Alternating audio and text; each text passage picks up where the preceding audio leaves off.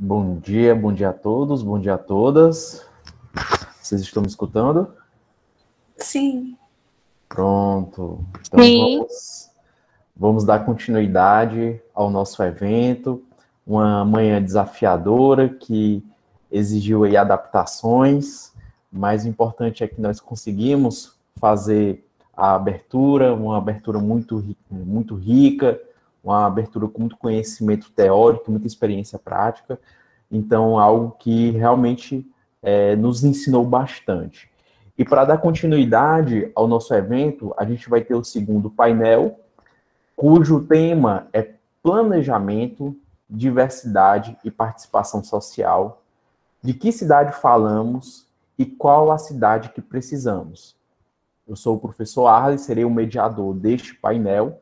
E para este momento, eu conto com a grandiosa presença de 3 convidados, né, ilustres, que nos honraram com o aceite, né, com a aceitação do nosso convite. Primeiro, será a primeira convidada que vai falar é a co-vereadora Luiziane de Santana. Em seguida, o Rodrigo Iacovini vai prosseguir com a sua exposição. E para fechar nosso painel, o José Batista Honorato Neta vai aqui fazer a sua exposição também sobre o tema. Tudo bem? E aí as perguntas ficarão, após a exposição, a gente vai ter um momento para perguntas e debates, tá bom? Agradeço a todos, né? Luiz, se já quiser iniciar, podemos, já está liberado, tá? Jogo bem rápido aqui para a gente compensar um pouco os atrasos. Olá a todas e todos, bom dia. Vocês me ouvem bem? Sim. Ótimo. Então, primeiro queria começar agradecendo a oportunidade de estarmos aqui nesse espaço, o convite, né? Me sinto muito feliz, grata e honrada de estarmos aqui, estarmos dividindo, inclusive, outro espaço, né, Rodrigo? Querido.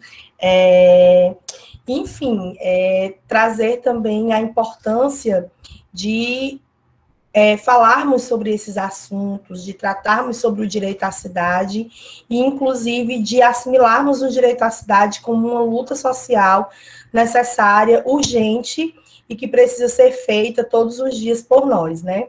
Então, estou aqui também enquanto co-vereadora da Mandato Coletivo Nossa Cara, também enquanto uma estudante de Direito, fui aluna da professora Lígia, tive essa incrível oportunidade, essa honra, e com ela aprendi, inclusive, muito sobre a necessidade de discutir as questões da cidade e de como essas questões, né, que nos atravessam cotidianamente, eu, enquanto uma mulher negra, nascida e criada em uma periferia de Fortaleza, e reconhecendo todas as questões que nos atravessam de maneira muito direta, estando ali dentro da universidade, tendo a possibilidade de conhecer as discussões, as legislações que tratam da nossa realidade, e que muitas vezes, né, trazem aí perspectivas de acesso e de discussão, mas que nós não conseguimos acessar. Eu acho realmente muito importante, como a professora Lígia estava colocando, né?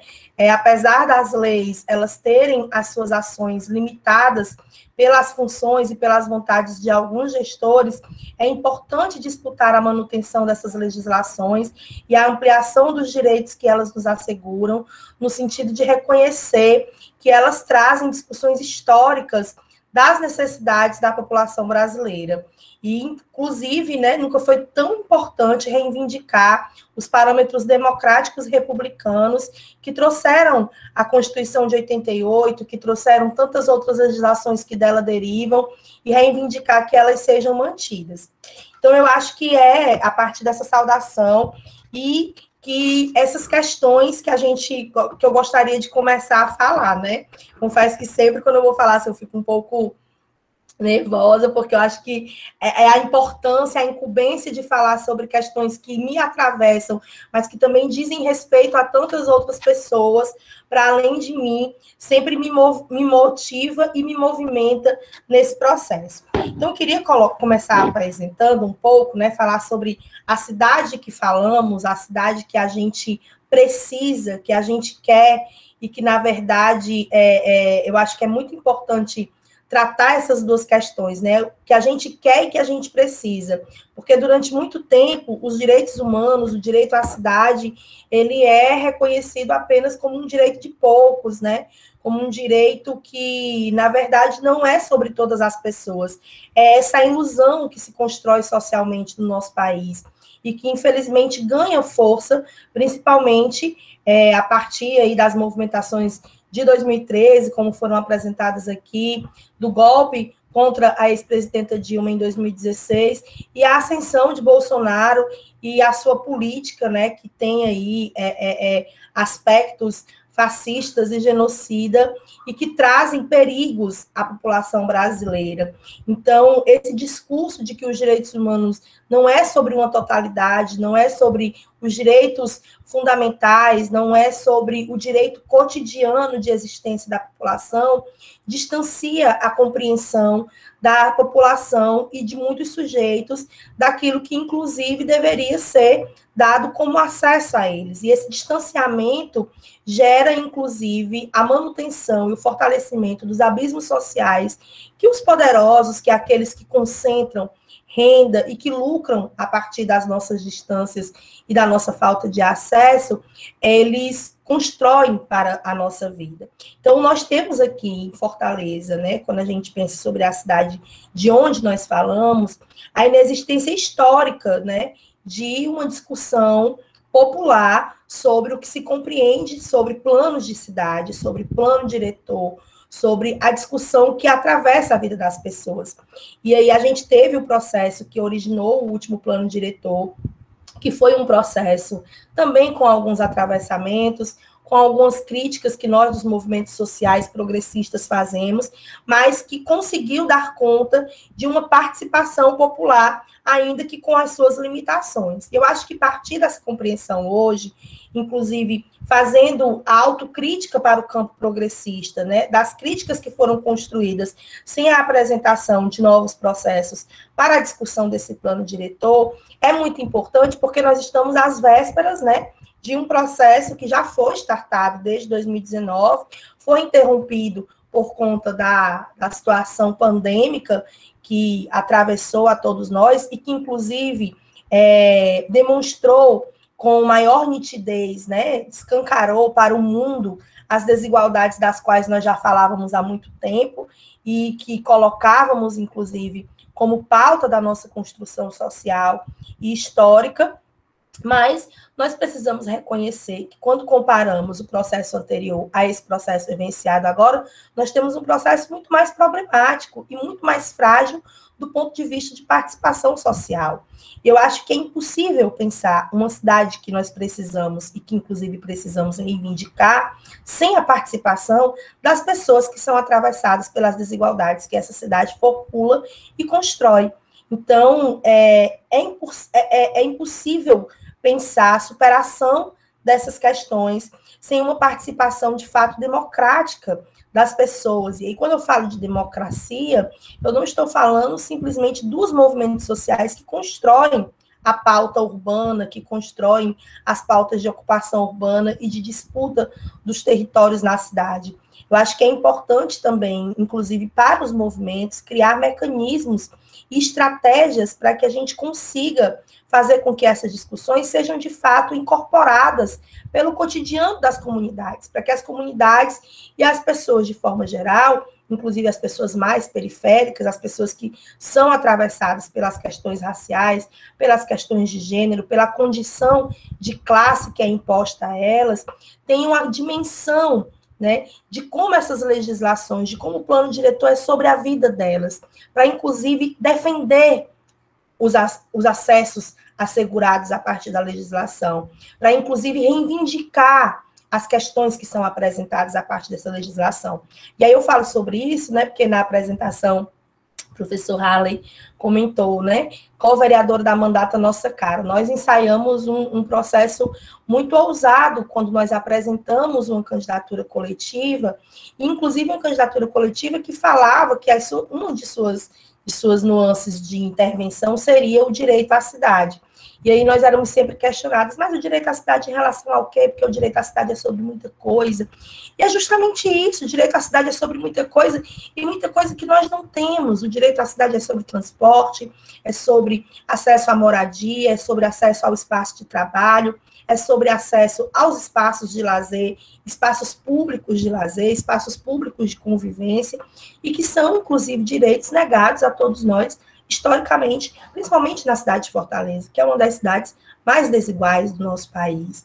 Então, é importante essa descentralização dos movimentos, inclusive dos grupos, né, que já estão dentro desse espaço mais conformado de discussão, e o enraizamento dessas discussões dentro da perspectiva social, de conseguir chegar até a população, conseguir chegar até as comunidades para apresentar essas disputas que nós estamos a fazer, porque são, inclusive, essas questões que vão fazer parte dos discursos de disputa política, social, histórica para esses sujeitos. E aí eu falo sobre isso porque quando a gente pensa, né, a cidade de Fortaleza, que é uma cidade em que 40% da sua população é extremamente empobrecida e que apenas 10% da população concentra toda a riqueza da cidade, né, a gente precisa tratar do acesso e da possibilidade de discussão para além de nós, porque só nós não vamos conseguir fazer essa discussão de forma responsável e qualificada a ponto de trazer alterações, né? E aí, assim, infelizmente, esse processo da pandemia, além do ônus, das mortes, da fissura social que está cada vez mais aprofundada, também trouxe um processo de desmobilização social muito grande, porque a urgência das pessoas se torna outra. Não que essas questões não digam também respeito à sobrevivência, e é essa disputa social de imaginário que a gente vai precisar fazer, porque falar sobre o acesso à cidade, falar sobre o direito à moradia, falar sobre o direito ao posto de saúde, falar onde esse posto se localiza, a perspectiva de acesso às escolas públicas, à educação, ao saneamento básico, é também falar sobre a sobrevivência. Mas num país colonizado, a sobrevivência imediatista, ela é pautada muito pela questão da alimentação. Inclusive, num país, além de colonizado, racista, como o Brasil, é pautado, inclusive, pela questão da sobrevivência corporal, física, né? Haja visto que nós temos aí, principalmente a cidade de Fortaleza, que apresenta dados alarmantes da morte de jovens negros e periféricos, uma questão a tratar, que é a questão da manutenção da vida dos sujeitos periféricos. Então, eu falo sobre todas essas questões para apresentar que a cidade que nós temos é uma cidade bastante problemática, né? É uma cidade que, a todos os dias, ela questiona o nosso direito de existir e de permanecer nela, e que todos os dias cria processos de afastamento para nós. E quando a gente pensa a perspectiva de discussão dessa cidade, eu acho que existem questões que são muito mais complexas e que vão requerer de nós, né, uma habilidade de disputa, inclusive dentro desses espaços institucionais de poder, dentro da Câmara, uma apresentação de um projeto de gestão de cidade, que tem aí uma perspectiva mais humanizada, mais inclusiva, mas também a discussão de coisas que parecem muito elementares, mas que dizem respeito também sobre essas questões. Por exemplo, né, pensar a perspectiva da modernização das estruturas macroeconômicas da nossa cidade. Toda vida que o poder público traça perspectivas de modernização dessas estruturas que geram economia, e a gente vive numa cidade litorânea, uma cidade que tem aí boa parte da sua economia gerenciada a partir da orla marítima, a partir das questões turísticas, a partir desse processo, nós precisamos estar atentos a como esses procedimentos de ampliação, de modernização dessas estruturas não se tornam empreendimentos e processos de exclusão social. porque nós vivemos agora o aterramento da orla marítima de Fortaleza, e esse processo foi um processo de exclusão social. Foi um processo que rediscutiu toda a alocação de trabalhadores históricos, de trabalhadores que há décadas tiram o sustento da sua família da beira do mar. E esses trabalhadores, eles foram expulsos do seu espaço de trabalho, né? Outros trabalhadores tiveram aí os seus locais prometidos e assegurados de uma maneira e estão sendo entregues de uma outra maneira.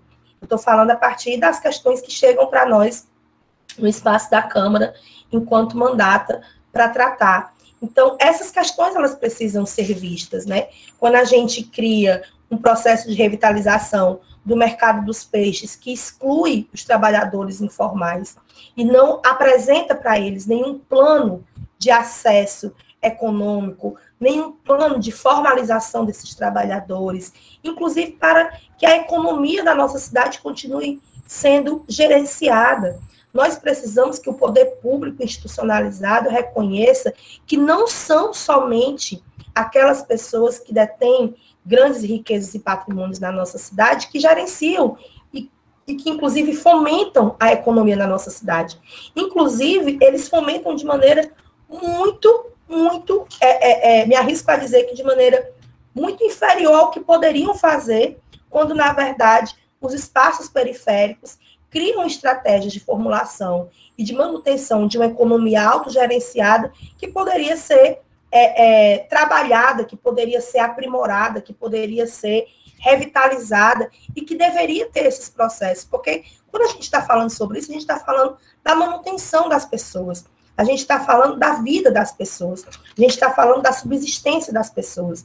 Então, a cidade que nós temos é essa, mas a cidade que nós queremos é uma cidade que revitalize as feiras periféricas, que seja capaz, inclusive, de ofertar aos trabalhadores que atuam dentro desses espaços o acesso a um banheiro público, o acesso à localização mais estratégica para que eles consigam atingir de maneira mais enraizada a própria periferia e não, na verdade, um processo institucional de fiscalização que muitas vezes chega nesse espaço, recolhe a mercadoria desses trabalhadores, coloca que aquela movimentação está atrapalhando o fluxo, o tráfego daquele lugar e compromete a subsistência desses trabalhadores. Então, é preciso a gente pensar como que nós, que estamos aqui nesse lugar, que já acessamos esse lugar, e aí reconhecendo, né, que eu venho de um lugar, mas hoje eu não ocupo mais esse lugar. Eu venho de um lugar periférico, mas toda a luta social das minhas ancestrais, das nossas ancestrais, que disputaram os espaços institucionalizados da educação, da universidade, me trouxeram até aqui. E em resposta e em responsabilidade a essas lutas, é preciso não esquecer desse lugar de onde vim. E é preciso trabalhar para que nós tenhamos propostas reais de adequação desses espaços sem uma questão de exploração. Nós não podemos deixar que os espaços institucionalizados, eles tomem para si as estratégias populares e periféricas que são construídas de subsistir dentro desses espaços e, a partir disso, onerem as pessoas, né? Nós não podemos deixar que o poder público, quando vai tratar sobre regulamentação dos trabalhadores informais da periferia, coloque a cobrança de taxas, né, taxações para esses trabalhadores que não dizem respeito à manutenção desses trabalhadores e que, inclusive, inviabilizam que esses trabalhadores continuem a realizar os seus trabalhos. Nós não podemos deixar que os espaços que hoje não são ocupados e que não têm construções reais, efetivas, nos espaços urbanos, quando há uma ocupação, seja, inclusive, questionado o ponto de vista dessa ocupação por trabalhadores da segurança que vão a paisano e se apresentam como trabalhadores da segurança e colocam aí medo na população que está ocupando esses espaços. E fazem isso outorgado, inclusive, por empresas que têm relações com a própria prefeitura municipal. Nós precisamos destravar essas questões. E aí eu sei que o tempo está corrido, né? Para terminar, colocar a nossa disposição na construção desses procedimentos de resistência. Eu acho que estava aqui ouvindo a palestra anterior, e acho que a palavra resistência, ela, de fato, exprime a nossa vontade de continuarmos por aqui, mas eu acho que, para além de resistência, eu acho que também a nossa palavra de hoje é de formulação. E eu fico muito feliz, porque o que a gente vê é que nós temos aqui tantos rostinhos novos, né? Eu vejo aqui vários colegas da Faculdade de Direito que são tão jovens e que estão aí dispondo o seu tempo, a sua formulação intelectual, para criar processos, para criar estratégias de superação, inclusive também fazendo referência e agradecendo aquelas e aqueles que vieram antes de nós, que também formularam estratégias para que nós até aqui chegássemos e para que nós superássemos. Eu, Louise Santana, que hoje ocupo, junto com as minhas companheiras, uma cadeira na Câmara Municipal, sou resultado também da luta social que vocês começaram e que, inclusive, essa legislação, há 20 anos atrás, assegurou alguns processos e alguns procedimentos que me trouxeram até aqui. De fato, sem o transporte público, sem o acesso, sem a luta contra as enchentes, que eu sou lá da comunidade do Novo Mudubim, ali perto da Ponte do Bom Jardim e ali do Parque Jerusalém, sem a luta contra as enchentes, eu não teria sobrevivido até aqui. Então, é preciso falar que nós, que estamos aqui hoje, somos resultado das lutas e temos a responsabilidade de continuar tramando estratégias e futuros possíveis para quem virá depois de nós. E aos que virão, saberemos quem serão lutando. Então, um abraço, muito obrigada e estarei por aqui. Eu que agradeço, Luiz, pelas palavras. Foi um prazer. E aquela dificuldade de ser mediador, de interromper uma fala de quem tem tanto para dizer, de quem tem o conhecimento, de quem tem a luta. Então, a gente fica aqui acompanhando, mas por questões de rito e de solenidade, a gente tem que fazer... Cadeira quebrou. Só um minuto. Meu Deus, Ralei, espero que você esteja bem. Só avisa a gente se você está bem. Se você quiser, eu já começo. Isso, tudo bem. Tô bem. Quem nunca passou por isso, né? Não, e ficou gravado, aí vai virar meme agora. Então, agradecer a Luiz pela fala e agora passar para o Rodrigo. Rodrigo, que... Opa, só respirando aqui um pouco. Bem, o Rodrigo possui graduação em Direito pela Universidade Federal do Ceará, mestrado e doutorado em Planejamento Urbano e Regional pela Faculdade de Arquitetura e Urbanismo da Universidade de São Paulo, com quem trabalhou lá com a professora Raquel Ronick, né? Não é algo de destaque no currículo do Rodrigo, mas o Rodrigo também foi quem referendou lá a minha associação ao IBDU. Então, espero não cometer nenhuma besteira para ele não revogar. Então, é um prazer contar com você aqui, Rodrigo. E aqui 15 minutos para a fala e vamos seguir adiante, pessoal. Aí só desativar um pouquinho o vídeo aqui para dar uma respirada. Respira, Arley, que é um pouco como o Lucas disse. A fala da Luísa foi tão potente que quebrou até a cadeira, abalou as estruturas aqui da gente. Então, respira aí. Enquanto isso, eu queria agradecer muito ao Arley o convite e também à Lígia, querida Lígia Migona, e referência na luta pelo direito à cidade, direito à moradia, que está por trás desse evento maravilhoso que eu venho acompanhando já desde manhã, da primeira mesa. E é muito bacana para mim estar conversando, poder conversar com uma galera, principalmente aqui, pelo que eu vi dos presentes, muita gente de Fortaleza. Isso é muito bacana, porque como vocês vão ver na minha apresentação, apesar do sotaque de São Paulo, eu tenho um pezinho bom em Fortaleza. Então, eu fiz questão de trazer um pouco essa história para vocês entenderem também de onde eu estou falando. Então, quando a proposta da mesa traz para a gente pensar de que cidade nós estamos falando, qual cidade nós precisamos, eu achei essa provocação muito bacana e eu tentei partir dela para a gente conversar um pouco. Então, essa minha fala inicial ela vai ser mais provocativa, para levantar algumas reflexões da gente sobre possibilidades de participação social para uma cidade mais diversa, sobre que cidade é essa que nós queremos e que cidade é essa que nós vivemos hoje. Então, eu parti dessa provocação que eu achei genial para essa mesa. E aí eu já vou dizer qual o ponto de chegada que a gente vai em algum momento aterrissar na minha apresentação, na minha provocação, que é a cidade que, na minha perspectiva, a gente quer chegar, que a gente precisa, é uma cidade de todas as cores.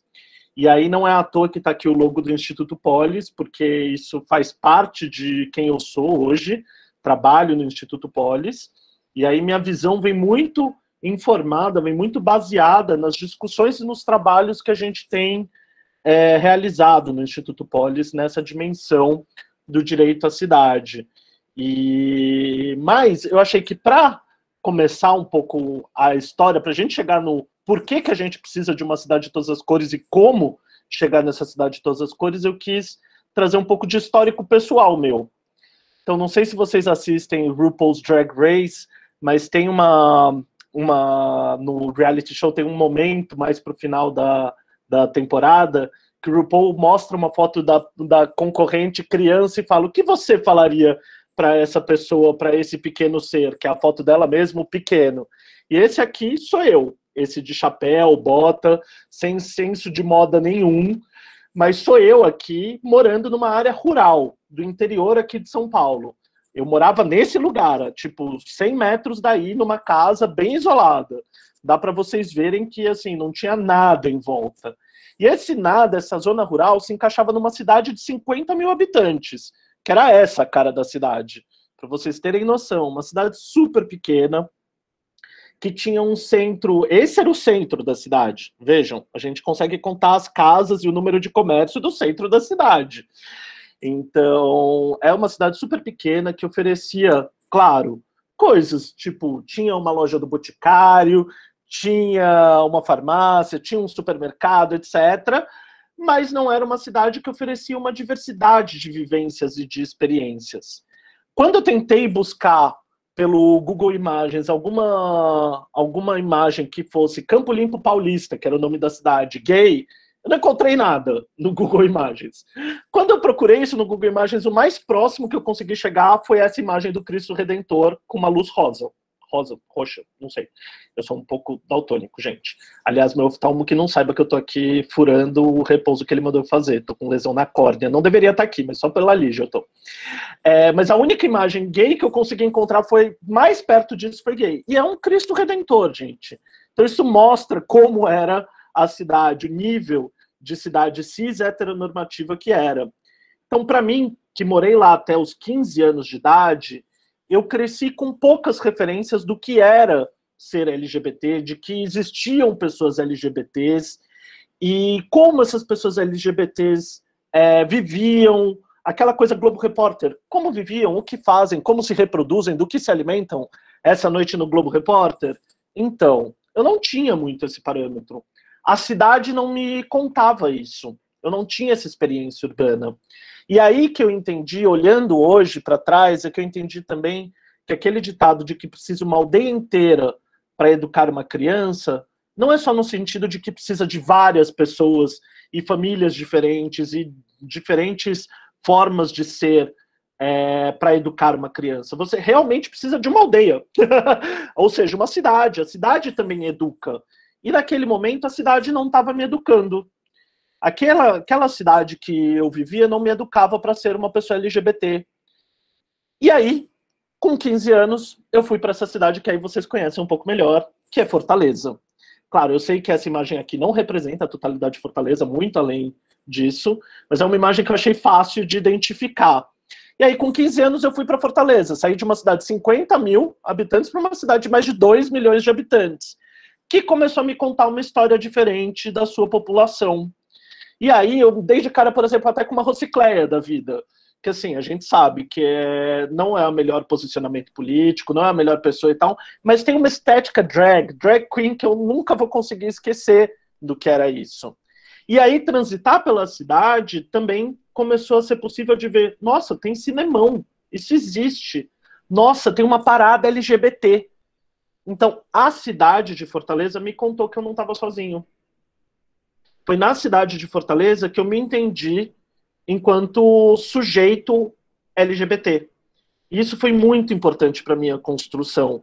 Foi muito importante para eu saber que eu não estava sozinho e que existiam outras pessoas e que reivindicavam visibilidade e direitos naquela cidade.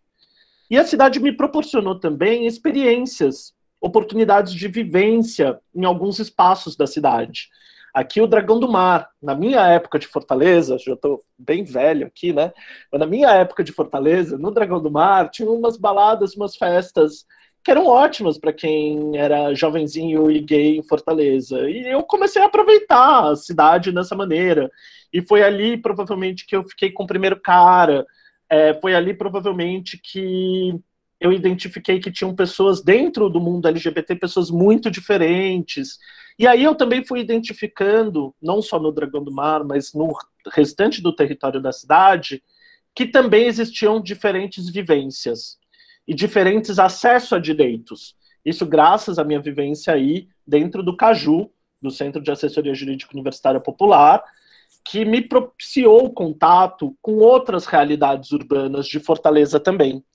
E aí, embora eu entendesse que a realidade do direito à moradia não era a mesma para toda a população, porque a gente trabalhava, por exemplo, na comunidade Terra Prometida, no Pirambu, e eu morava no Papicu, então eu comecei a transitar por diferentes áreas da cidade, ver as diferentes realidades e diferentes acessos ao direito, uma coisa ainda não estava muito conectando com a outra do ponto de vista do fato de eu ser LGBT e das diferentes vivências no território da cidade.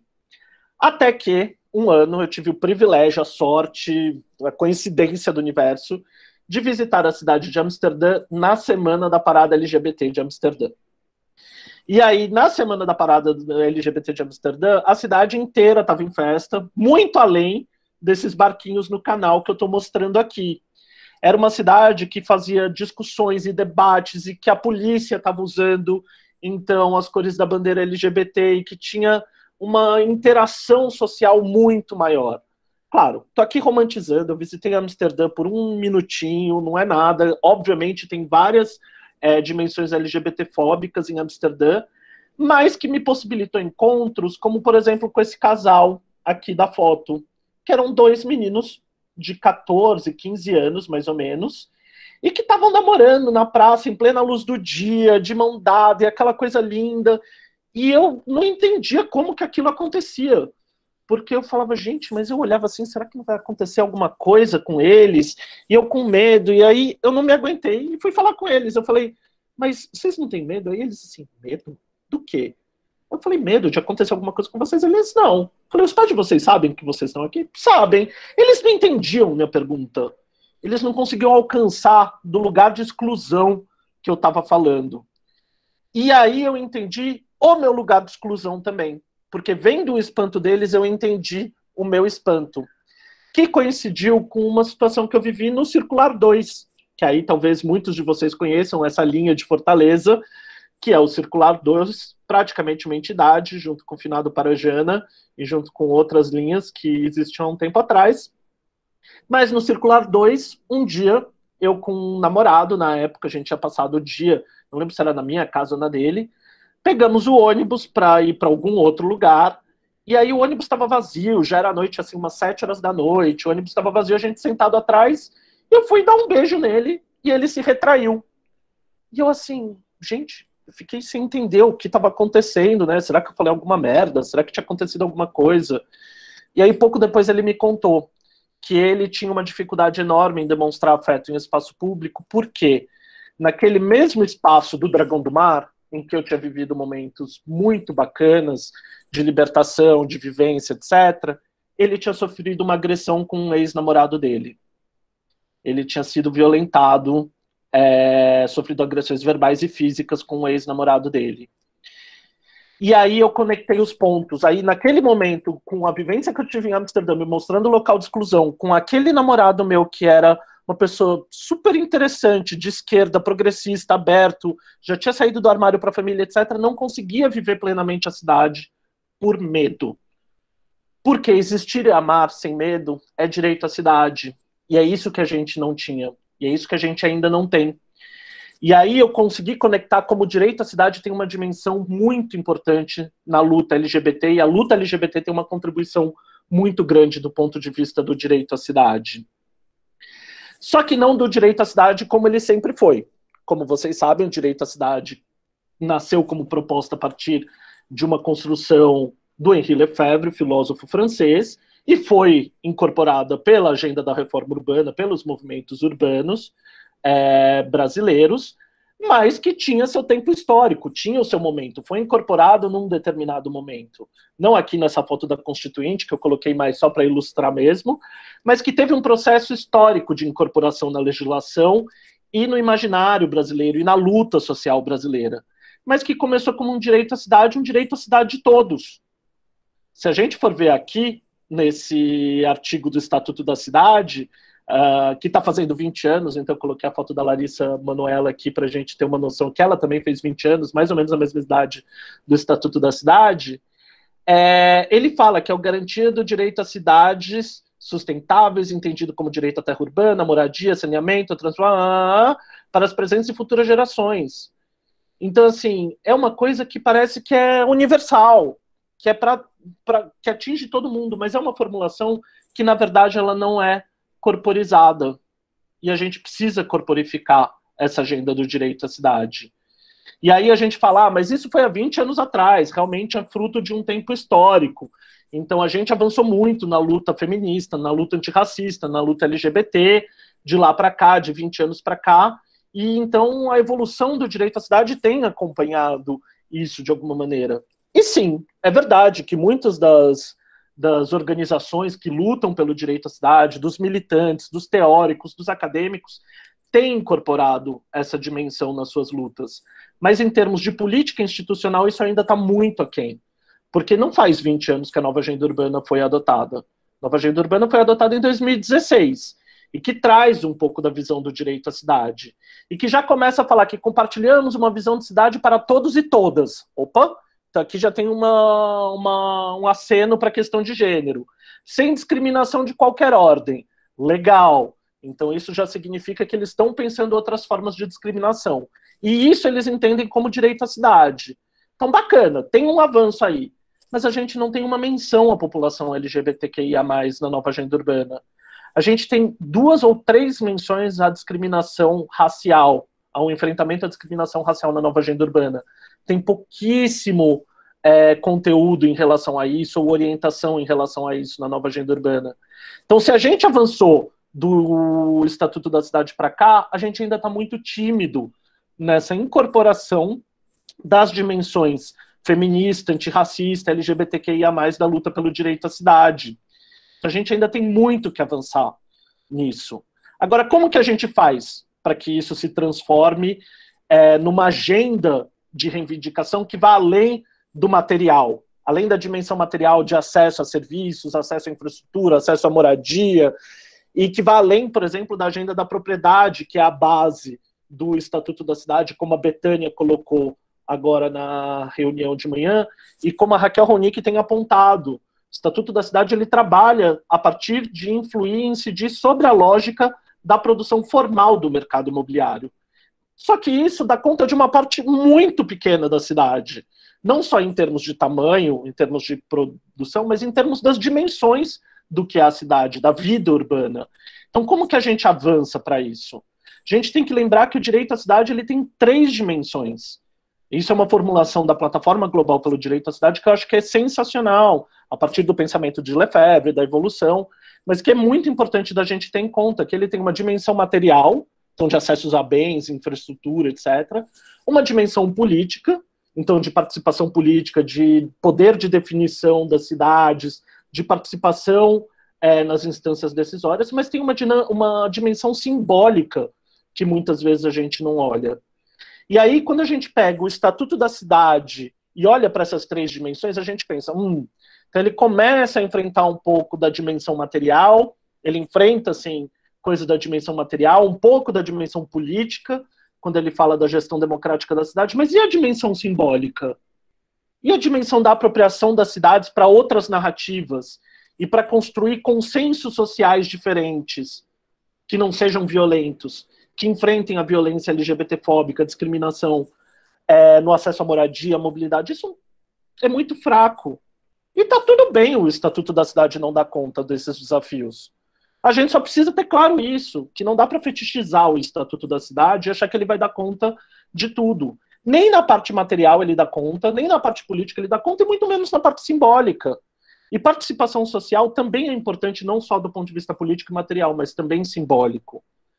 Então, quando a gente diz que a gente quer reivindicar outras formas de produzir a cidade com participação, é nas diferentes dimensões da cidade, incluindo a dimensão simbólica. E nesse sentido, iniciativas como essa de Fortaleza, e aí muita gente vai me tacar pedra aqui, de falar que colorir faixa não é uma forma de incidir na questão, mas é.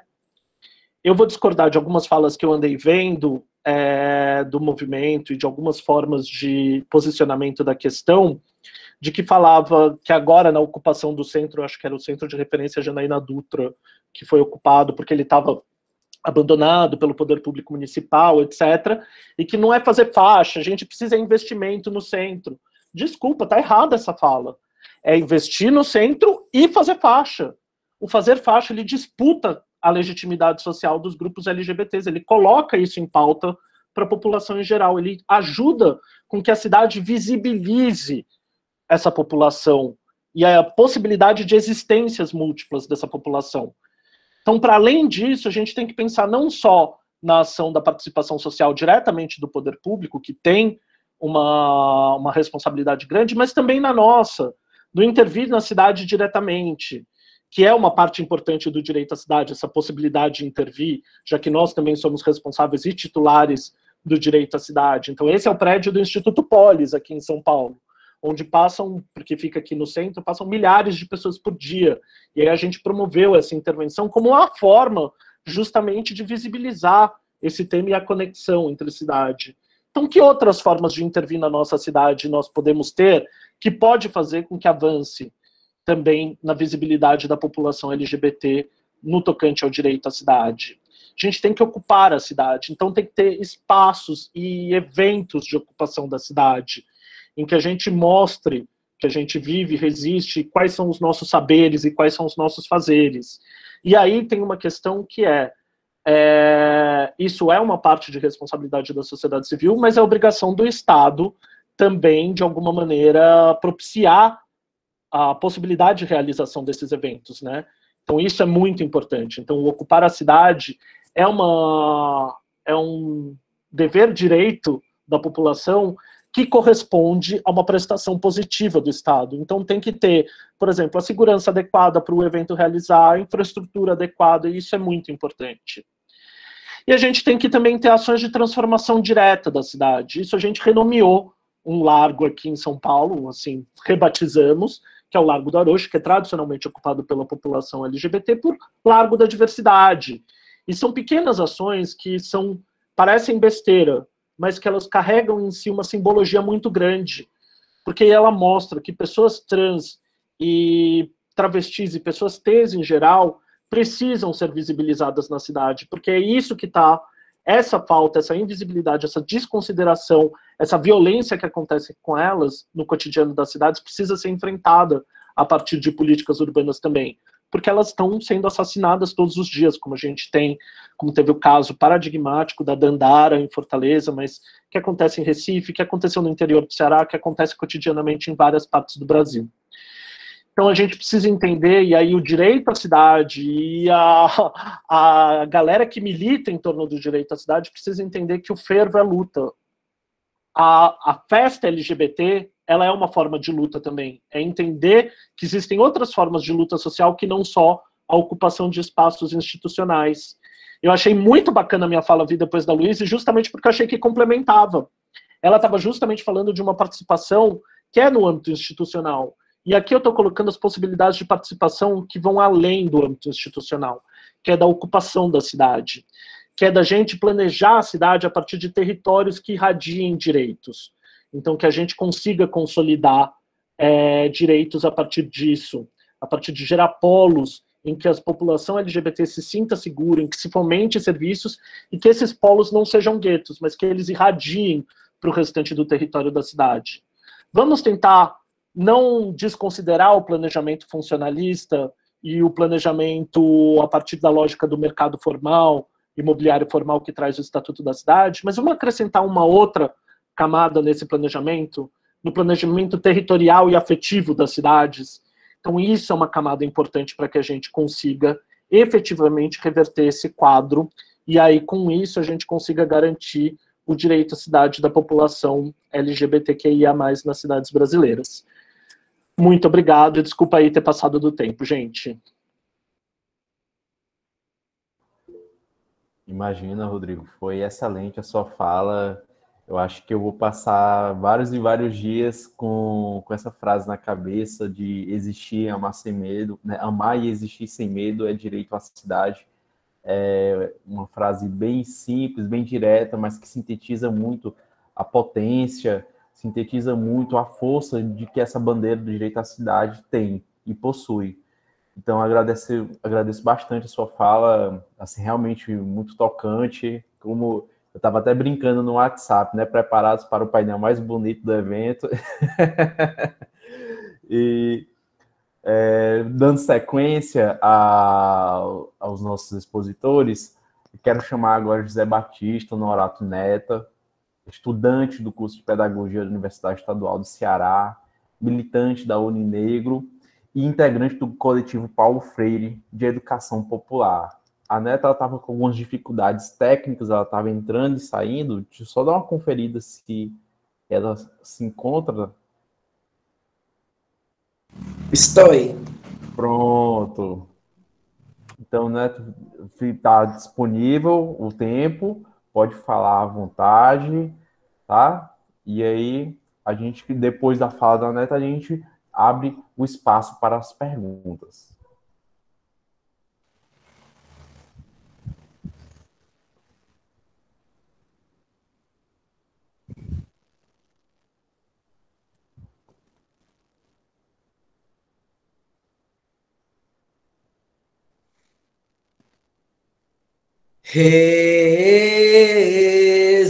Resistir, indignar,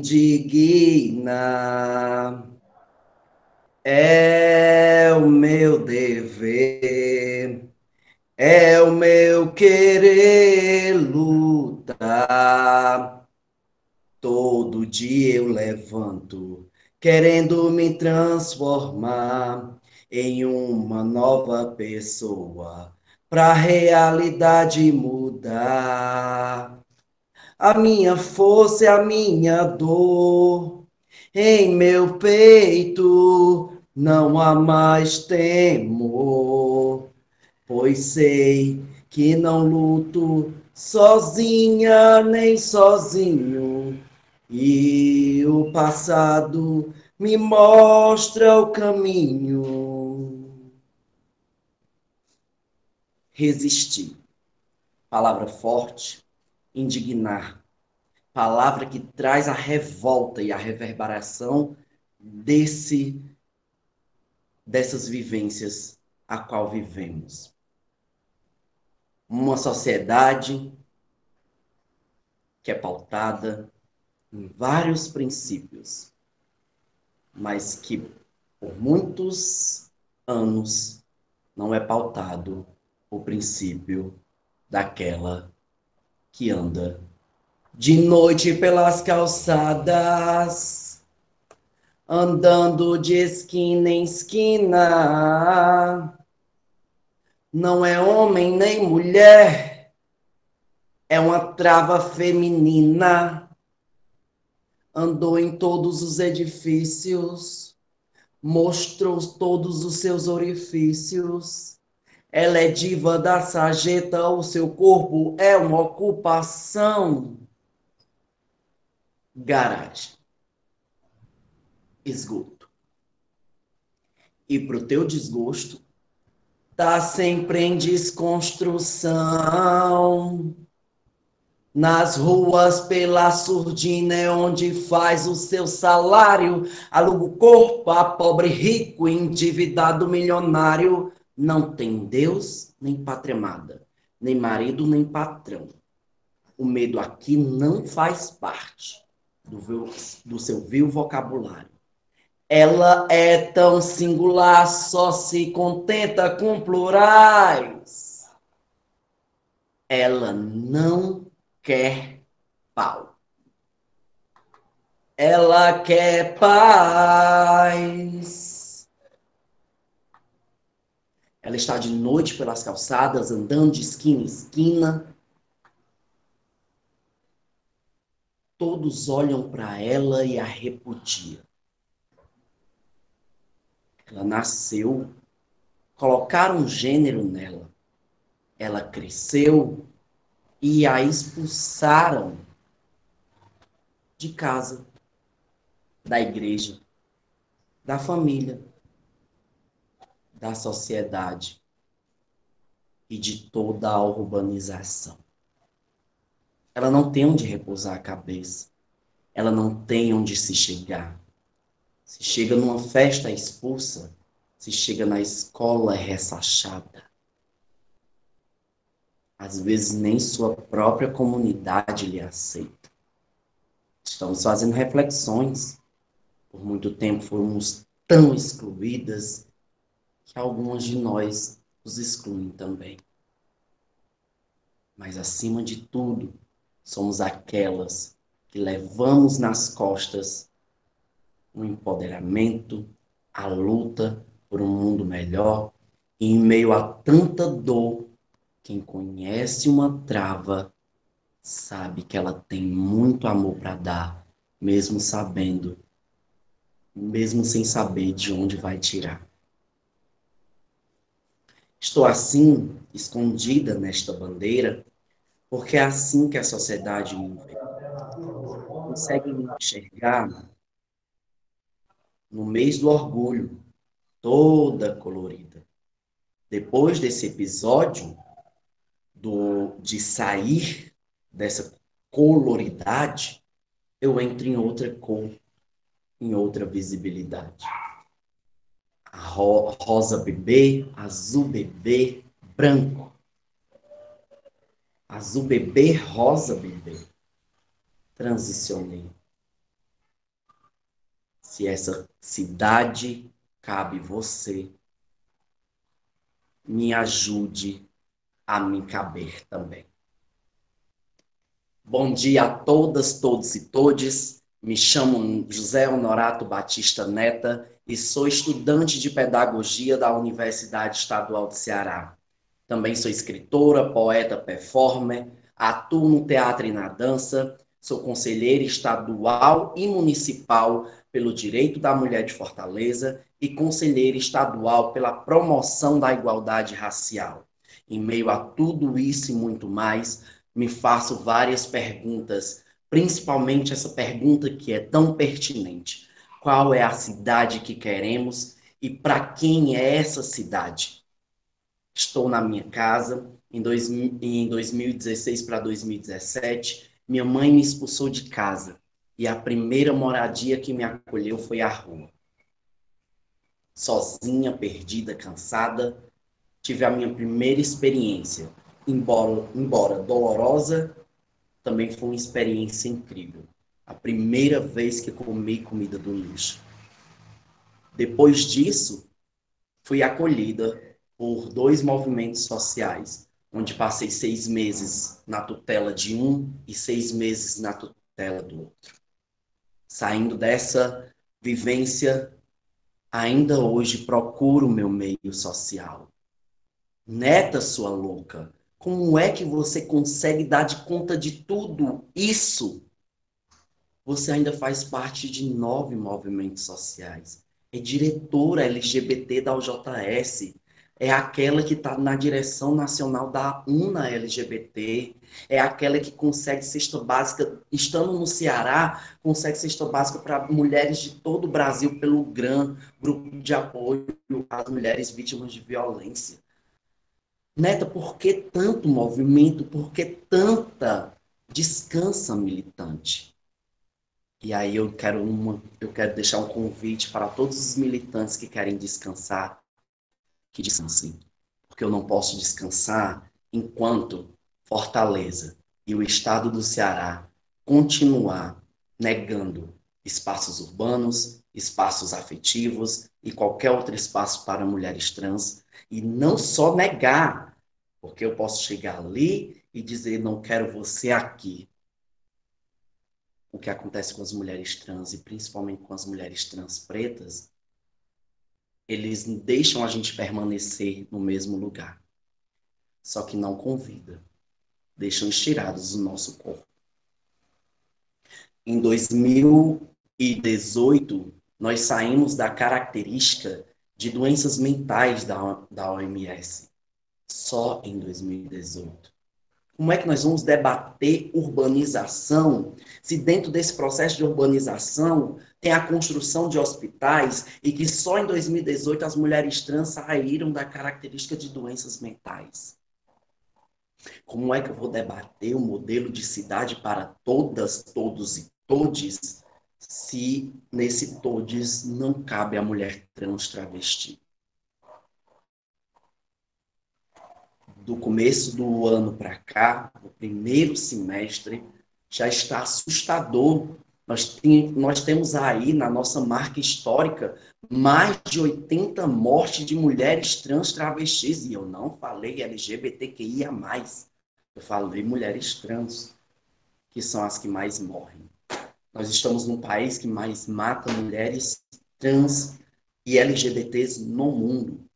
E se nós estamos com essa característica, e nós estamos pensando no modelo de cidade, uma cidade segura, que acolha todas, todos e todes, que tem espaço de educação, que tem espaço à moradia, que tem espaço a lazer, que tenha empregabilidade. E 90% da população trans e travesti está na informalidade, em trabalhos subalternos e na prostituição, porque foram expulsas de casa, expulsas da igreja, expulsas de toda a sociedade, e não tem emprego. Eu acho que é repensar o modelo da cidade, num processo de revolta, era, né, não sei, fico aqui a pensar. E a gente fica pensando, e pensando, e pensando. E aí tem uma música que ela é cantada nos movimentos sociais, e ontem eu me senti muito angustiada, porque as coisas na nossa sociedade, elas estão acontecendo a partir da visibilidade. E tem corpos que não são visibilizados. E se eles não são visibilizados, eles não são mostrados. Então, ontem aconteceram várias coisas e eu fiquei responsável de fazer uma nota de repúdio por uma companheira que foi agredida na frente, né, que é a Paola, na frente da Guarda Municipal no Piauí. A Guarda Municipal ficou assistindo. Ah, Neta, mas foi lá no Piauí. Quantas e quantas vezes eu fui agredida na frente de policiais, ou então pelos próprios policiais aqui em Fortaleza. Hoje, nós estamos numa sociedade que ela muda. Temos que dar ênfase a algo que já mudou. Neta, não seja leviana. Não traga só aquilo que se tem. Traga também as coisas boas. Nós tivemos, sim, as faixas coloridas. Me deitei no chão, tirei uma linda foto. E como o Rodrigo bem falou, é de extrema importância que não só as faixas estejam coloridas, mas que essa cidade esteja toda colorida. Que as bodegas, as lojas, os shoppings estejam tudo colorido. Que o sanduíche venha colorido, que é para o LGBT-fóbico morrer de fome. Que ele boicote tudo e vegete. Vire planta, faça fotossíntese. Fiz uma fala essa semana de que no século XXI nós estamos vivendo um grande quebra-cabeça e estamos montando a revolução. As peças que não se encaixam, elas têm que ser jogadas no lixo. Eu, como educadora, acredito no processo libertador através da educação e estou disposta a compartilhar saber, porque ninguém ensina ninguém, ninguém aprende sozinho, os seres humanos aprendem suas correlações entre si, já dizia Paulo Freire, e que eu não posso compartilhar como detentora do conhecimento, porque não há saber mais nem saber menos, há saberes e saberes diferentes. E eu estou aqui disposta, como eu já fui acusada, daquela que ensina machista, racista e LGBTfóbico, que tem uma paciência incrível e tenho. Porém, vai chegar um momento que o pavio vai ter que escutar, a bomba vai ter que explodir e as peças que não abrirem a cabeça serão jogadas no lixo. Enquanto a gente, às vezes, brinca de militar, né, essa semana eu discuti com o meu movimento e fiz uma dinâmica com eles, porque nós estamos vivendo um período da galera do close e da galera da luta. Eu não tenho tempo para dar close. Eu não tenho tempo para arrasar. E nesse tempo aqui, nós estamos nesse evento de 10h30, de 10 horas até agora, 11h48. Segundo a taxa de morte que essa cidade e este país traz, porque em 2016 para 2017, a cada 30 minutos um jovem negro era morto. Hoje, com a ascensão de um genocida que traz em sua carga imoral todas as palavras imundas proferidas a LGBTs, mulheres negras e negras, índios, quilombolas e a todos os brasileiros e brasileiras e brasileiros,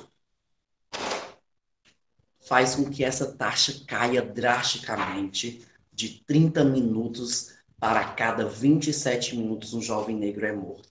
Ou seja, nessa live já morreram 4 jovens negros.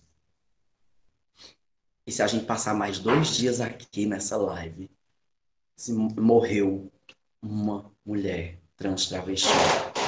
E só nesse tempo aí, né, porque a cada 2 minutos uma mulher é agredida e violentada. Precisamos parar de brincar de militar. Precisamos militar e lutar de verdade e precisamos construir não só uma cidade, mas um modelo extremamente, não complexo, mas de extrema abrangência de todas, todos e todes. Porque essa cidade só vai ser feminista, colorida, popular e de todas, todos e todes quando nós nos unirmos em defesa da vida, e não a vida daqueles que a gente escolhe ou deixa de escolher, mas todas as vidas importam, principalmente as vidas que estão em vulnerabilidade. Gratidão.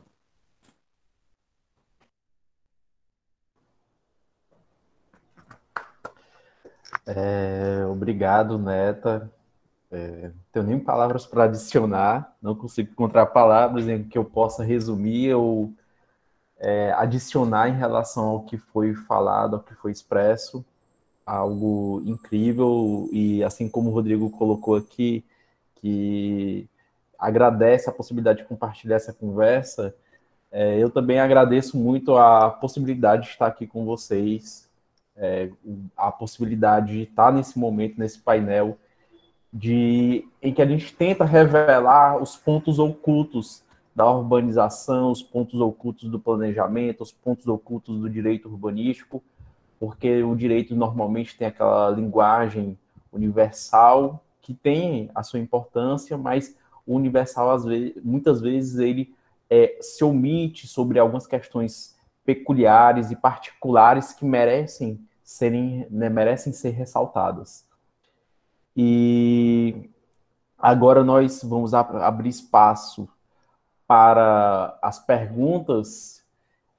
Enquanto aqui o pessoal tem muita gente se manifestando aqui o prazer de ter acompanhado a palestra, né? Ainda não tem nenhuma pergunta, mas o pessoal parabenizando por compartilhar as vivências, parabenizando pelas falas.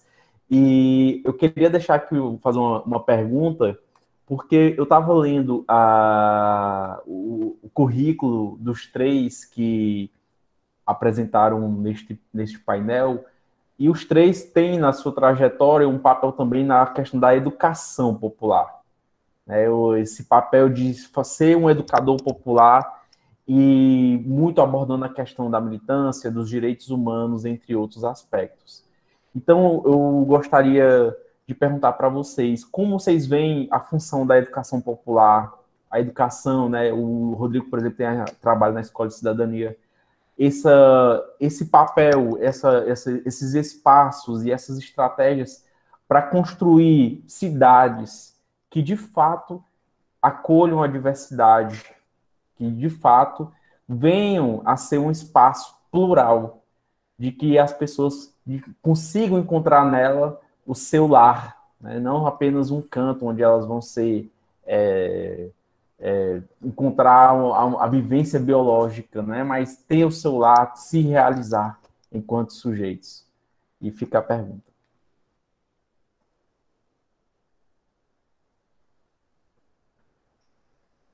Quem quiser tomar a frente para perguntar, pode abrir o microfone. Posso começar respondendo. Então, eu acho que, primeiro, né, agradecer pela pergunta e agradecer também pela incrível experiência de poder ouvir aí o Rodrigo, Neta. É sempre muito inspirador ouvi-los.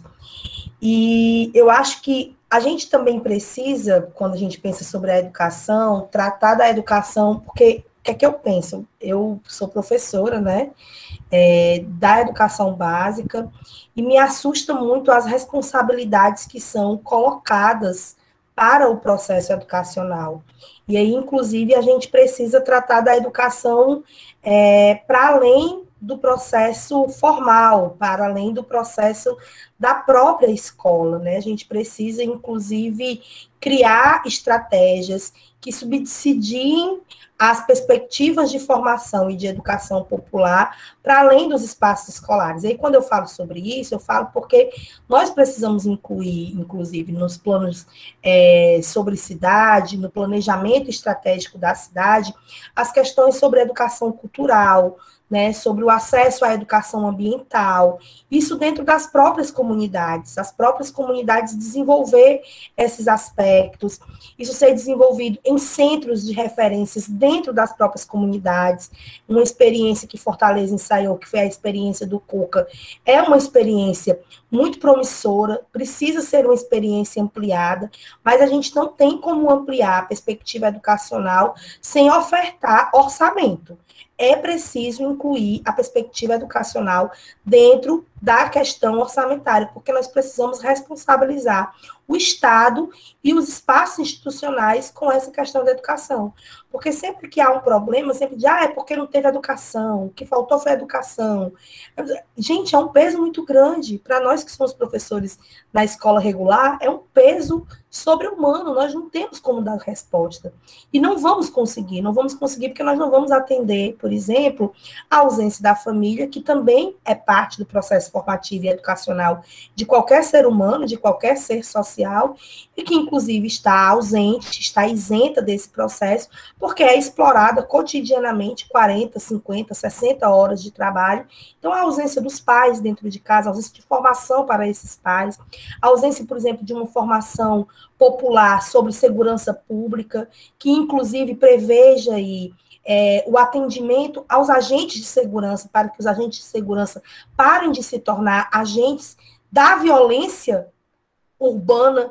Por exemplo, em Fortaleza, saiu agora recentemente uma matéria no jornal, que é um escândalo, é um absurdo. Os agentes de segurança e os espaços de segurança envolvidos em vários escândalos com propina, com questões com questões mesmo que se envolvem com o próprio crime. Então, essas questões precisam ser tratadas. E aí eu acho que, assim, é importante, a formação popular, a educação popular é fundamental, é essencial, mas precisa também fazer parte do planejamento orçamentário da cidade e dos espaços institucionais. E a gente precisa de querer pagar a Bolsa Jovem de R$100 e poucos, precarizando os jovens periféricos, sem dar a eles o direito a ter uma formação qualificada, precarizando o trabalho desses jovens e achar que está tudo bem. Não está tudo bem. Esses jovens são profissionais, eles têm potenciais enormes e eles precisam ser tratados como profissionais e receber como profissionais, porque tem muita potencialidade, é o que eu estava falando. Nós não podemos relativizar o que o poder público faz de pegar a mão de obra periférica e as estratégias de sobrevivência das periferias, colocar dentro de planos de governos e planos institucionais, sem destinar orçamento, formação e preparação para esses sujeitos. Nós não podemos naturalizar a precarização da mão de obra periférica, porque isso mata a periferia e faz com que, inclusive, esses sujeitos periféricos questionem as questões institucionais e passem a vender a sua mão de obra para um outro poder que tira a vida deles.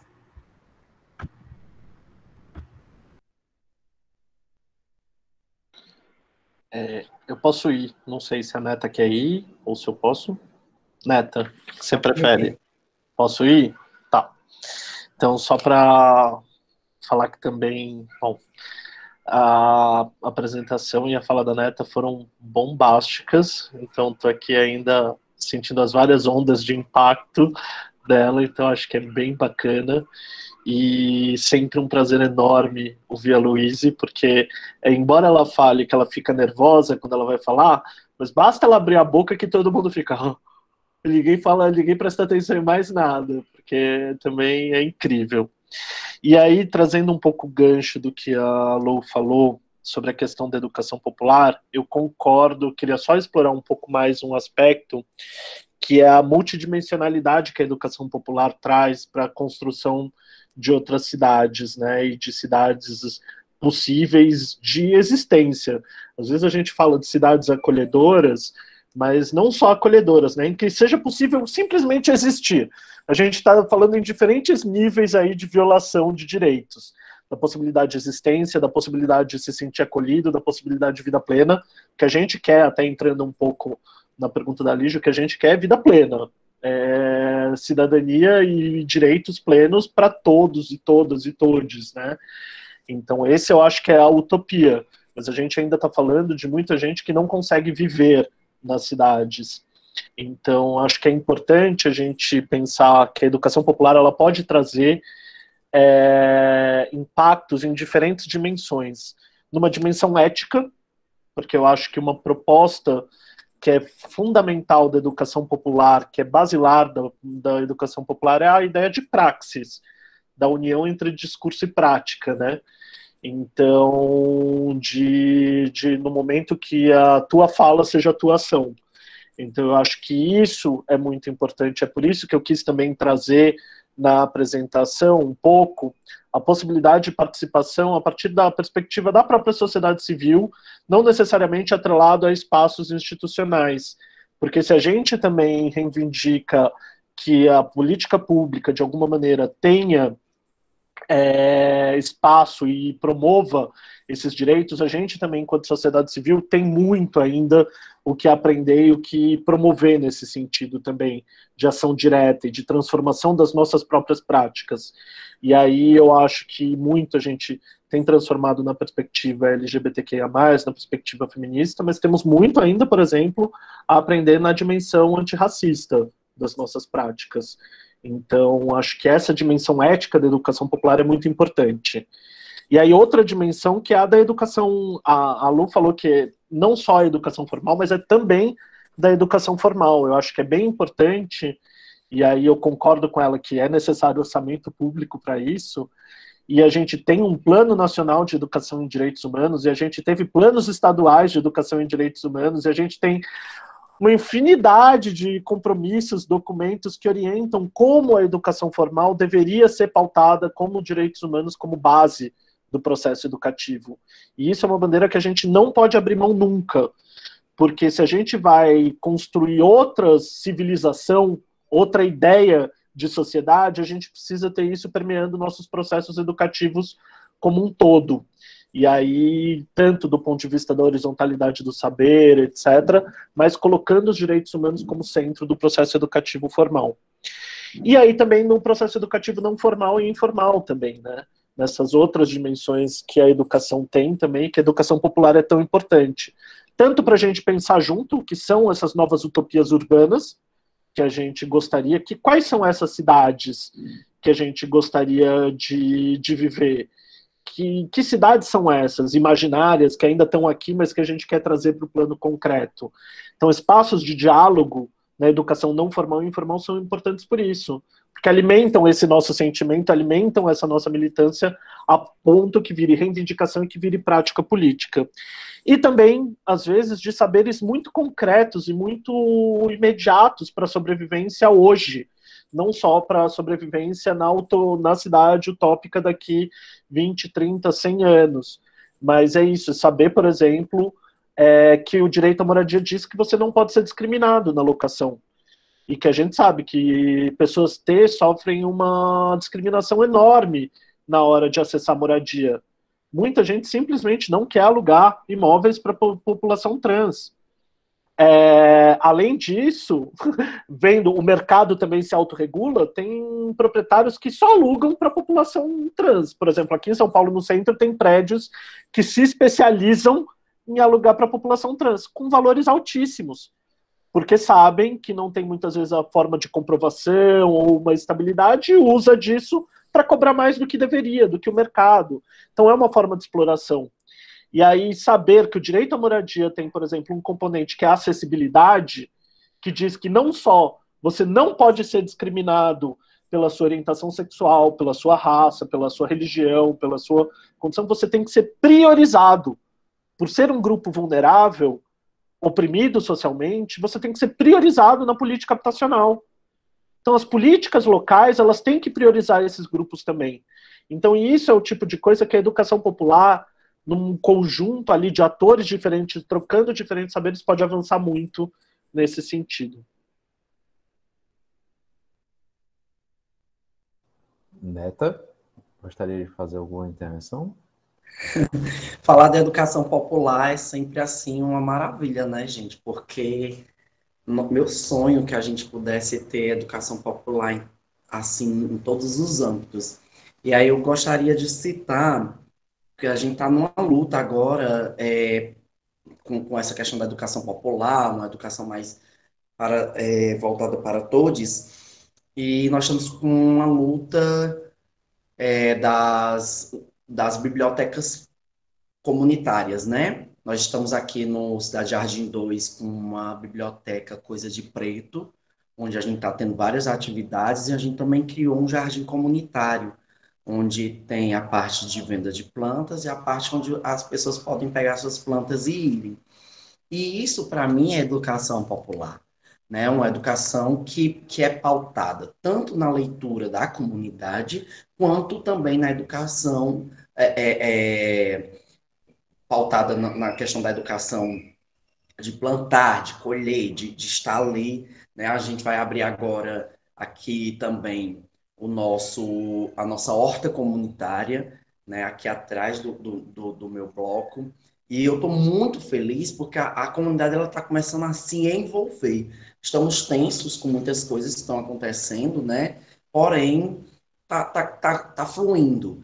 E aí, dentro desse processo de educação popular, um dos meus maiores sonhos era que todas as comunidades tivessem, né, essa biblioteca comunitária e esse modelo, e que fosse patrocinado pelos governantes das cidades. Porque quando a gente tem um espaço de leitura, a gente dá uma alternativa, né, uma outra alternativa para o jovem chegar lá e ler. Né? Eu fiquei muito feliz que a gente está tendo na ata, muita gente pegou o livro, eles levam e devolvem, pegam outro, e tá muito legal. A gente tá até fazendo uma arrecadação, porque o Feio vive brigando comigo, ele diz, como é que pode a a biblioteca tem um nome de coisa de preto e não tem um livro de preto. Não existe. Ramo atrás de livro de preto para botar nessa biblioteca. E a gente está aí arrecadando livros que falem sobre a negritude, né? Quem quiser aí doar a coleção da Kilson de Oliveira, que faz ali alusão às rainhas negras africanas, que faz alusão ao mundo do Black Power de Tayo, que vai falar desse empoderamento do Black Power. Então, isso é muito interessante. Aí a gente vai também abrir agora o ciclo de leituras, onde vai ter contação de história. Né? Então, estou muito, muito, muito animada com isso. E esse é um desejo que eu queria de ver aí. Eu chamo feio, gente, ainda bem que alguém me corrigiu aqui. É o Jefferson, né? Que a gente chama o Jefferson de feio. Então, o Jefferson, que é aí da OPA e de outras organizações. Então, coisa linda seria se a gente tivesse esse processo em todas as comunidades, de uma educação popular, reverberada na leitura, reverberada na contação de história, reverberada numa criança, num jovem, num adulto, num idoso, chegar e plantar uma planta e saber que planta é aquela, de onde ela veio, para onde ela vai, o que é que ela dá, como é o nome científico dessa planta, fazer um processo, né, de trazer esse processo da horta. E a educação popular, ela é muito forte. Paulo Freire já dizia que a educação, ela não transforma o mundo, mas sem ela o mundo tampouco muda. Então, nós precisamos, ela é um dos pilares, ela não é um pilar sozinha, mas ela é um dos pilares. Né? E a educação popular é muito linda.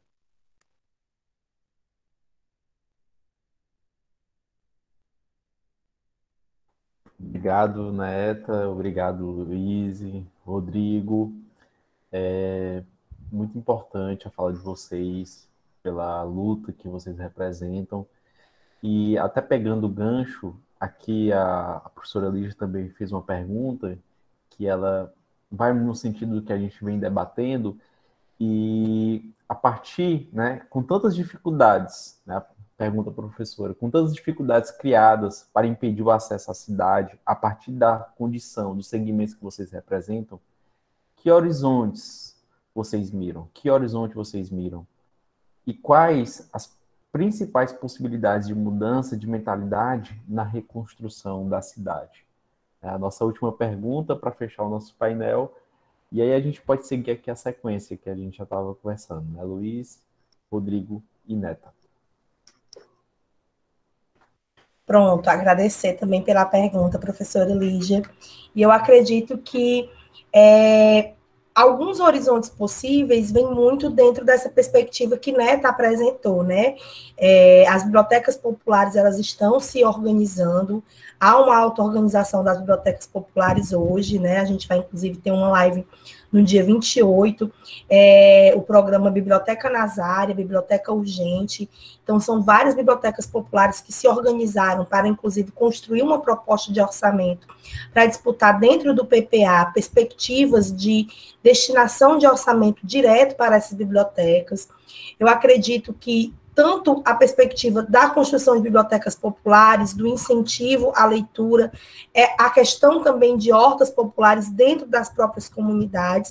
Nós estamos, né, enquanto mandato, a gente vivenciou uma experiência muito interessante, que foi acompanhar de pertinho o fortalecimento do Comitê Popular de Enfrentamento à Covid do Bom Jardim.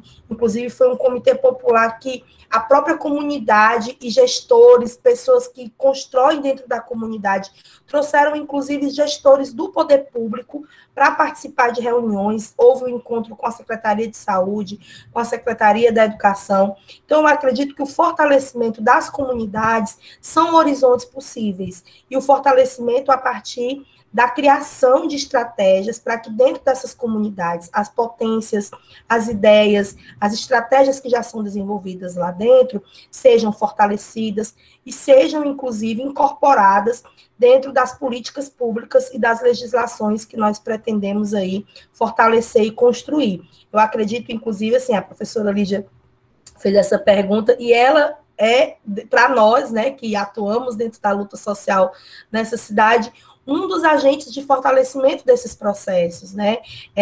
Quando a gente vê o Instituto sair de dentro da casa do direito, sair de dentro do seu próprio território e descer até os territórios, fazer formação junto da população, compartilhar os saberes. Essa é a nossa grande questão. Nós precisamos descentralizar esse poder intelectual, né? Porque o poder intelectual é poder social, e poder social, poder intelectual de maneira conjunta gera poder econômico, e a gente precisa descentralizar esses poderes para que a disputa seja feita minimamente de uma maneira mais igualitária e mais equânime a partir das próprias periferias. Eu acho que hoje, inclusive, o interesse dos próprios corpos periféricos nem é mais chegar até esses espaços que sempre foram negados a nós, né? Durante muito tempo, a cultura de Fortaleza era toda centralizada ali naquele espaço do Dragão do Mar. O Rodrigo falou sobre o Dragão do Mar, e, de fato, era centralizado ali no Dragão do Mar. Eu lembro, a grande biblioteca de Fortaleza era por ali, né? O próprio centro do Dragão do Mar, as festas, os espaços que aconteciam, mas era sempre um tormento para os corpos periféricos retornar para o seu lugar, porque a gente não consegue pegar ônibus, a gente não consegue subir, só o fato de estar na parada de ônibus já gera incômodo, sabe? Agentes de segurança que eram contratados a partir da própria empresa para vir, para violentar os nossos corpos com abordagens indevidas, inclusive inseguras para eles também. Então, eu acho que hoje a gente também nem quer mais isso, entendeu? A gente nem quer mais ter que passar por essas violências. É preciso fortalecer a implementação, a atuação dos espaços de cultura, dos espaços de lazer, dos espaços de conhecimento dentro das próprias comunidades, porque existem esses espaços, existem essas estratégias, e a gente precisa fortalecer isso. E aí, para fechar, né, as principais possibilidades que a gente pensa, eu acho que hoje é fortalecer para que as pessoas elas consigam entender os desdobramentos dessas legislações no seu cotidiano. Eu acho que a gente precisa seguir aí por esse caminho, né, de fechar parcerias com esses espaços das bibliotecas, das hortas, os espaços culturais, para conseguir fazer com que as pessoas elas tenham essa dimensão de que é sobre elas, de que é para elas, e a partir disso se apropriem dessa relação. E também precisamos mudar a mentalidade e a relação social estabelecida dos nossos governantes com os espaços periféricos, né? A gente também não pode naturalizar o discurso de que as pessoas que são afastadas e que são precarizadas, de que elas também precisam se responsabilizar pela precariedade que é criada para elas e sobre elas. A responsabilidade de descentralizar investimento, orçamento público e intervenção do Estado, do município, é dos governantes. Então, a gente precisa pautar a mentalidade dos poderes instituídos e dos espaços institucionais. Nós precisamos fazer formação com os novos gestores das coordenadorias, né, dos segmentos, os novos gestores que estão aí assumindo essa outra divisão que foi feita da cidade, dessa nova territorialização de Fortaleza. Precisamos fazer com que esses gestores compreendam que é responsabilidade deles oportunizar o acesso dos povos e das comunidades periféricas. A gente não pode, né, dizer que é culpa do pobre ser pobre. Não é. Então, a gente precisa também trazer essa responsabilidade para que a gente lá dê ajuda, o fortalecimento da consciência do direito. E do lado de cá, a gente dê o fortalecimento da concessão do direito, né? Que não deveria ser uma concessão, mas já que é o que temos, precisamos trabalhar a partir disso.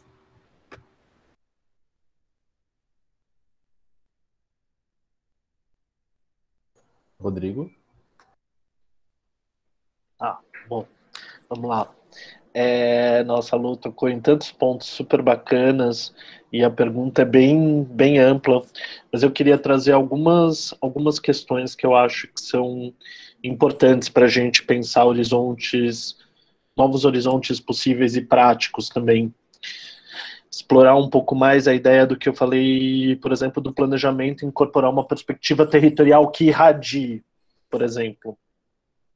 Eu estou bem convencido de que bom, eu sou convencido, né? Eu sou uma pessoa convencida, mas eu acredito que o planejamento institucional, como está dado hoje nas cidades brasileiras, ele é insuficiente, ainda que em alguma medida avance bastante em poder reduzir desigualdades, às vezes, quando bem elaborado, quando bem feito e bem implementado, de reduzir desigualdades econômicas, desigualdades urbanas, desigualdades sociais, mas tem algumas desigualdades que esse planejamento não vai dar conta. A forma como a gente está colocando hoje para planejar as cidades, a partir da lógica atual de planos diretores, ela não dá conta de uma infinidade de questões que as nossas cidades precisam dar conta, porque são questões para os seus habitantes. Então, a questão, por exemplo, da violência urbana e da transfobia que é colocado, como a questão, por exemplo, do acesso a espaços públicos de maneira segura também, a vivência disso, como a disseminação no território de oportunidades culturais, de trabalho, etc. Algumas coisas a gente consegue atingir a partir do planejamento como a gente tem hoje, outras não. E aí, para essas, eu acredito que a gente tem que ter uma leitura diferente das nossas cidades, que parta menos das categorias que a gente usa hoje, de uso e ocupação e parcelamento do solo urbano, e mais das dinâmicas territoriais que são estabelecidas nas cidades.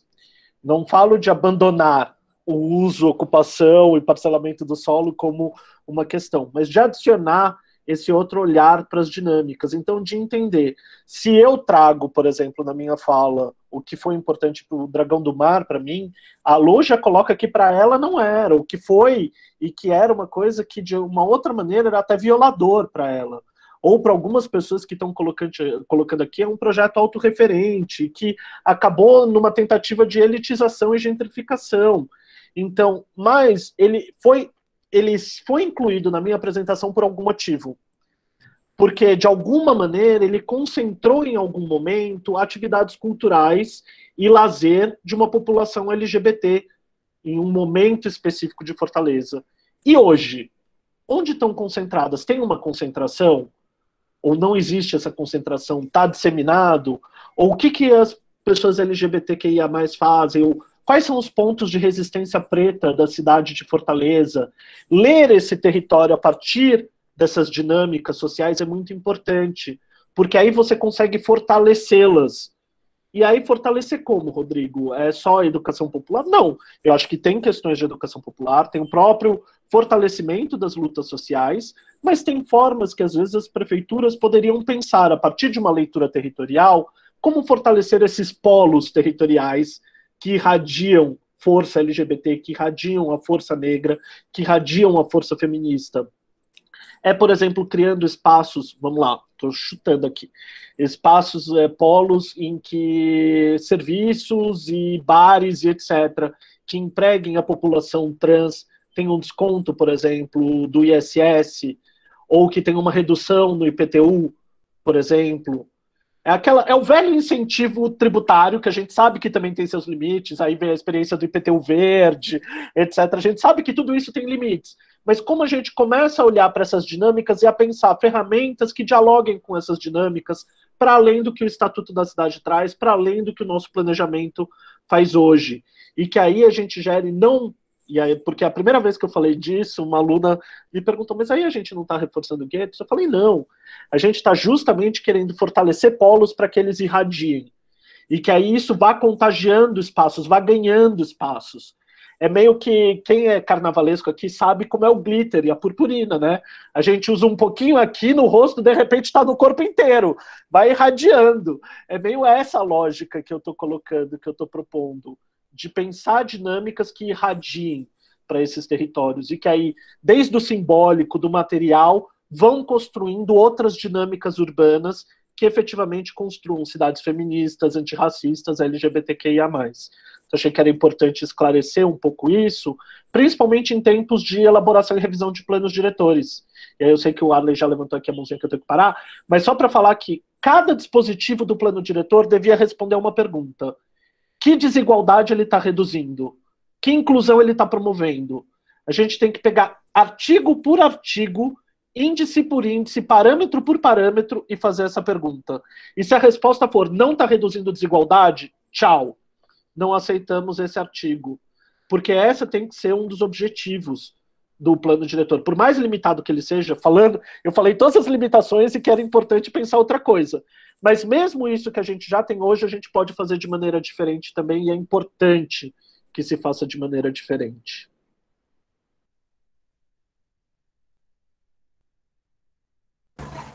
Muito boa a fala de vocês dois, eu fico assim imaginando.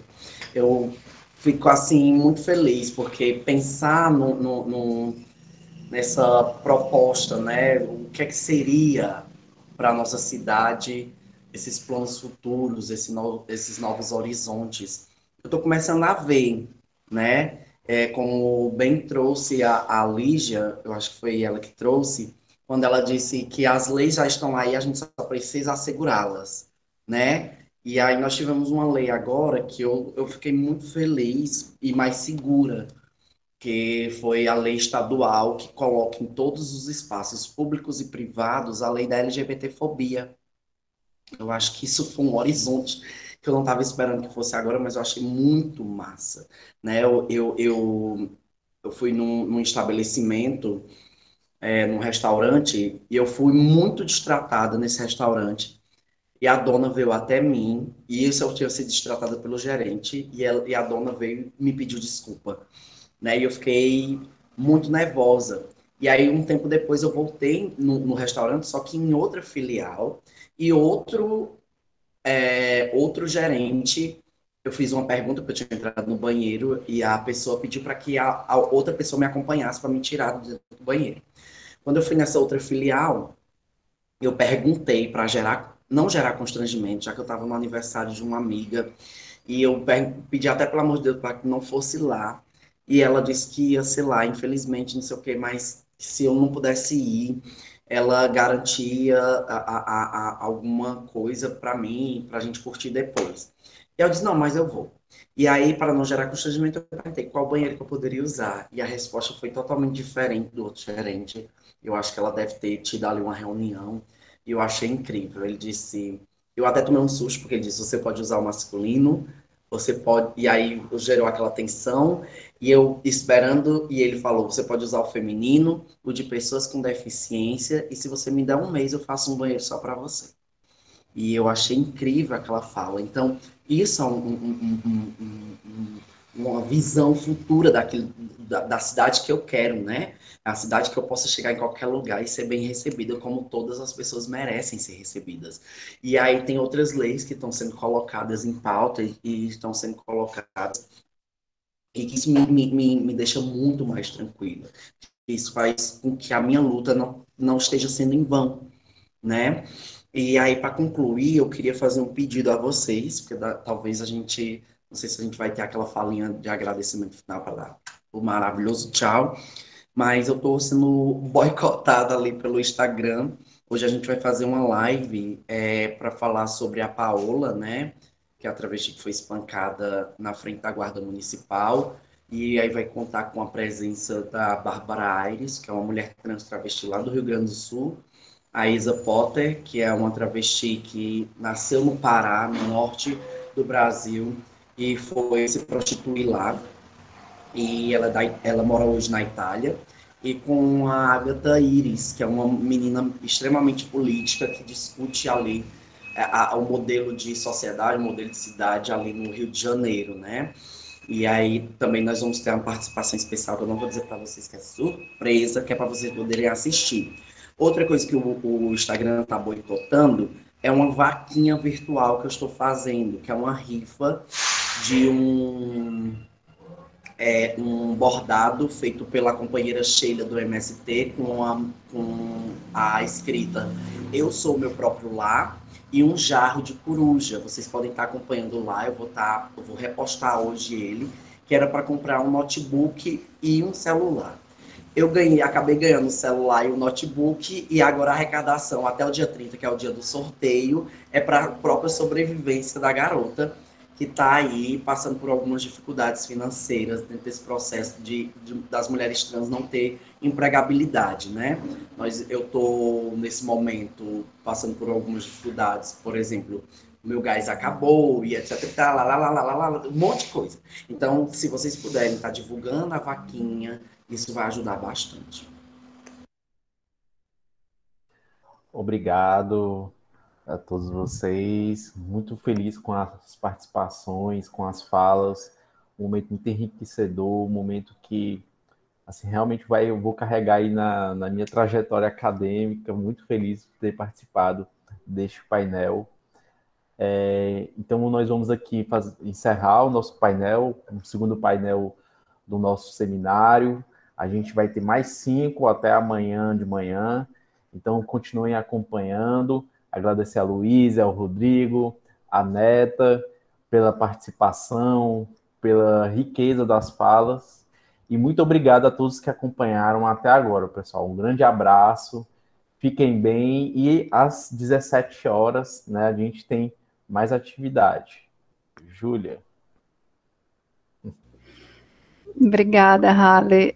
Pessoal, só para encerrar, então, a nossa manhã, né, tão enriquecedora em termos de conhecimento, de discussões e debates, né, eu queria agradecer aos panelistas do primeiro painel, que não estão mais conosco, mas agradeço na pessoa da professora Lígia, que foi a moderadora, e agradeço os panelistas também agora desse segundo painel tão bom e divertido e agradável. Queria agradecer, então, pessoalmente a Neta, o Rodrigo e a Luiziane, que é minha vereadora também, junto com as colegas. Rodrigo, é um prazer, eu compartilho com você a vivência de vir de São Paulo aos 15 anos para Fortaleza, e também me fiz aqui, então é um prazer, Neta, também é um prazer conhecer a história da sua luta, certo? Agradeço a todos os participantes que estão conosco ainda até agora, e só reiterar que no final da tarde, então, voltamos com o nosso terceiro painel, às 5 horas da tarde, e na plataforma Simpla, certo? Como foi originalmente planejado. Então, torcemos para que tudo dê certo, e nos encontramos novamente às 5 horas, então, para mais debates, né? Tem palestrantes aqui da tarde já aqui assistindo, então, acho que vai ser muito, muito frutífero, muito produtivo também, tarde e noite, nossos painéis, tá bom, pessoal? Muito obrigada, e desejo uma boa tarde aí a todos.